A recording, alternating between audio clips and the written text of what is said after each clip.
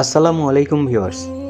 আজ আপনাদের দেখাবো শেরপুরায় প্রায় 450 বছরেরও প্রাচীন খেরুয়া মসজিদ এবং এটির উৎপত্তি কিভাবে, কারা কখন এটি নির্মাণ করে, এই সব কিছু নিয়েই পুরো ইতিহাস জানবেন আজকের এই ভিডিওটির মাধ্যমে। তাই ভিডিওটি না টেনে সম্পূর্ণ দেখুন।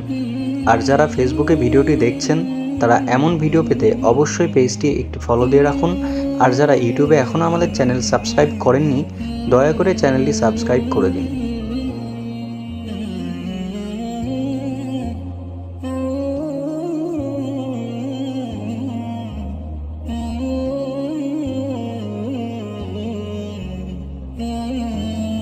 প্রায় 450 বছর ধরে টিকে আছে শেরপুরের খন্দকার টিলায় অবস্থিত এই খেরুয়া মসজিদটি।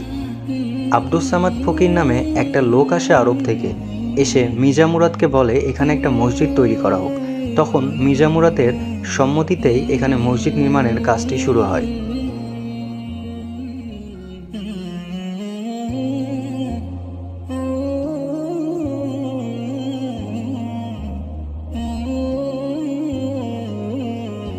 এখানে দূর দূরান্ত থেকে অনেক মানুষ নামাজ পড়তে ছুটে আসে, তবে শুক্রবার জুমার সময় বেশি মুসল্লি দেখা যায়।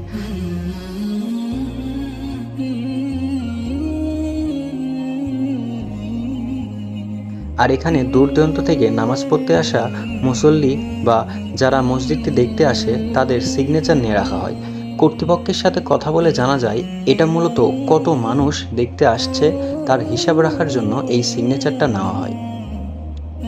তো আজকের ভিডিওটি এই পর্যন্তই। আমাদের ভিডিও ভালো লাগলে অবশ্যই লাইক কমেন্ট করে পাশে থাকবেন।